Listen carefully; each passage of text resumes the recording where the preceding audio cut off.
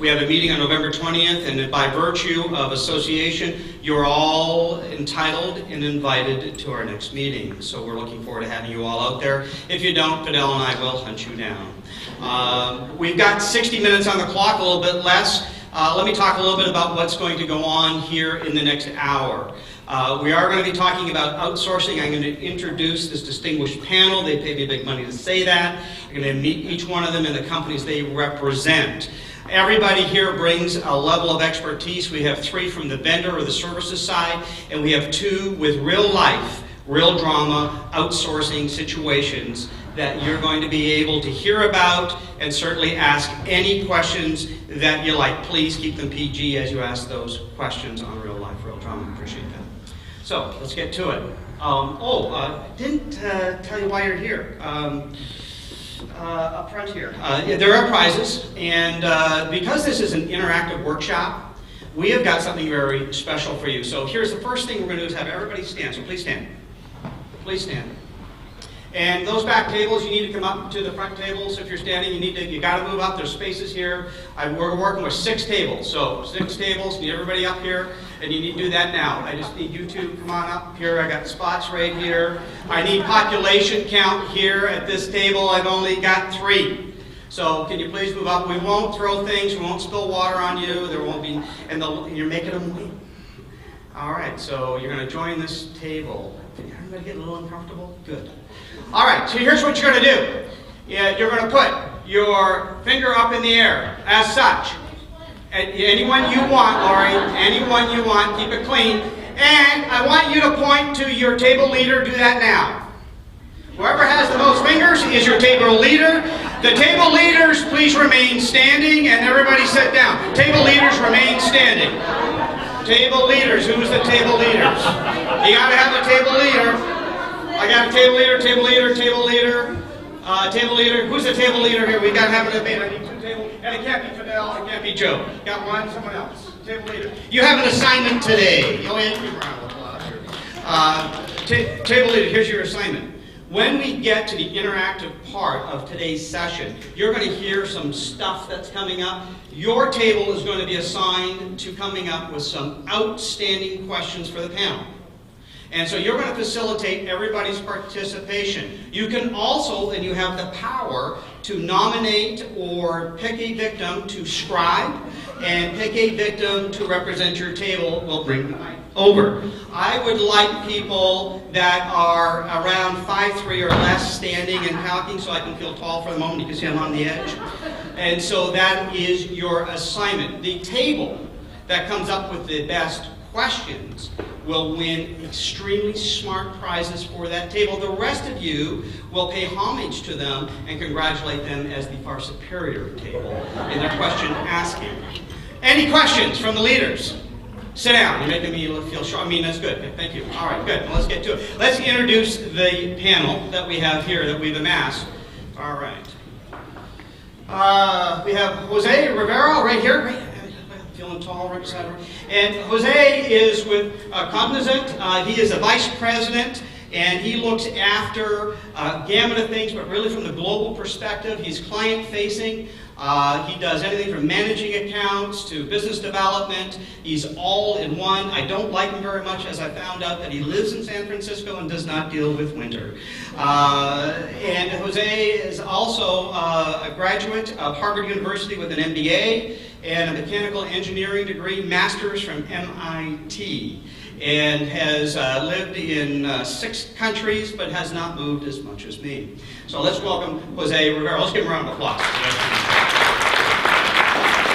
We're going to leapfrog over one. I'm going to go to Michael Zaparelis from Accenture. Michael has over 20 years of international experience. Michael runs the Canadian operations in the enterprise portion of Accenture. He knows accounting frontways to backwards, from finance operations to anything you want to know. Had the pleasure of sitting through one of his workshops earlier, and very adaptable, very good on his feet. He has a degree, a Bachelor's of Commerce from Concordia, and he is a certified accountant. So when I asked him what 2 + 2 was, he got the right answer. And of course, the answer is, what would you like it to be? So Michael, let's welcome Michael. And last but not least, on the vendor the very far side here, we have Alfredo De Vanna. Alfredo is actually another global jet setter from Venezuela originally. He lived in a multitude of countries, Europe, North America, and he said the best place to live now and reside is in Ontario, so we thank that, Alfredo. And Alfredo is the Chief Technology Officer for Yakadu. I said, what a name, Yakadu. I said, how'd you come up with Yakadu? And he says, really simple, we want something to stick. And I'm going to steal a little bit of your thunder, but I really like the symbol at the end. It means infinity trademarked. Infinity trademark, or infinity to the infinity. So possibility. So Alfredo, let's welcome Alfredo. Now comes time for the real life, real drama examples. We have two actually.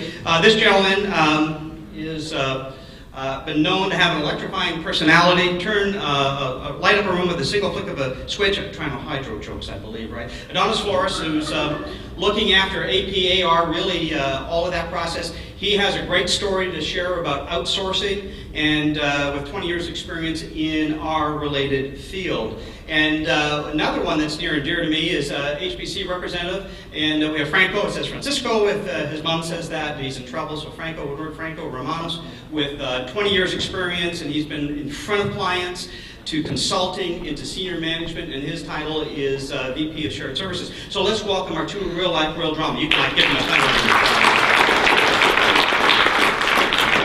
So as you're sitting there at the table and trying to formulate the questions for these, I have questions for each of these folks here. And I'm going to interview the two real life, real drama cases so you get a sense of what they're going through. And on the heels of that, you'll be given some time on the clock, leaders, to get everybody to participate at your table to get those questions formulated. Ready? Ready to go?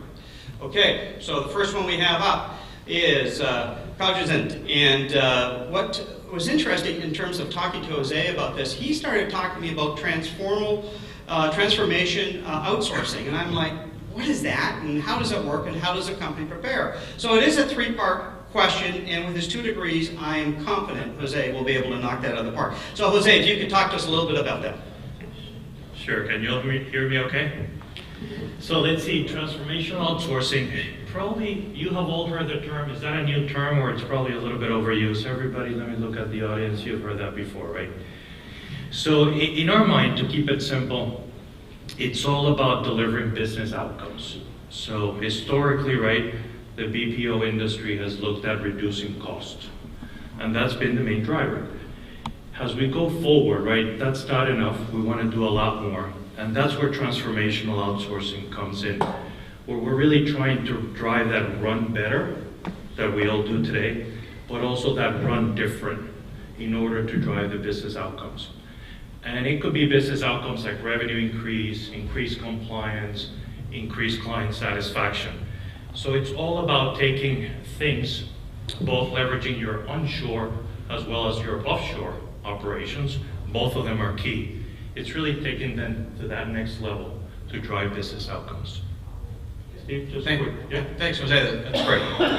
And next one, Yakadu, and we have Alfredo down there. Other than outsourcing human capital, Alfredo, is there anything else that this audience should be thinking about to outsource? Well, normally when you think about outsourcing, you always think about a person which is pretty far away in a different time zone, and someone that you maybe have trouble understanding, like me. And but you don't really have to go through that hassle, because you can nowadays you can use the technology to help you keep that control within your business, within reach. Okay. So in our case, we have specialized in 3 key areas, which is we capture, we manage, we automate. And we offer you the flexibility to actually outsource any of those 3 components. I mean, you can do it on the cloud, you can do it on premise, or we can manage it for you. So we give you that flexibility. And as you know, in accounts payable, because a lot of people in accounts payable think of accounts payable as a single process, but they don't actually see it as different components that fit together into one solution. So not only can we help you plan that outsourcing part, and not only can we help you plan it, which components you can outsource depending on your organization, we can also help you implement it. Thanks, Alfredo. Thank you. Okay. And Michael, is outsourcing the only solution? Yes. Okay, tell us more. No, for those of you who don't know Accenture is a consulting, technology, and outsourcing company. And the point of view that we typically bring our clients is that it really all depends on what you're trying to achieve. There's a couple of levers to outsourcing, and they may not be right for everybody. So, cost is a key equation. Outcomes, as Jose mentioned, is another one. Managing the drama, as Steve said, could be another potential lever for clients. It all depends on what you're trying to focus on and where you are in terms of your company, your product, and your company life cycle, what geographies you're trying to get into, where you are in the maturity of your business cycle and your growth strategy. So it's not always the answer. It could be the right answer. I think you hear two stories of clients that did do it, and you'll probably hear the good and the stuff that could have gone better. I mean, that's the reality of it. And I think as professionals, all three of the panel members from the vendor side realize that and work with clients to make sure that it's optimal for them. All right, thanks, Michael.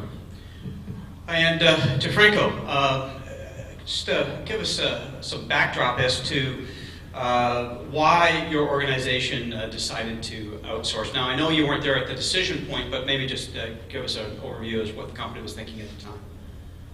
Cost, so cost reduction, yeah. That's obviously an oversimplification.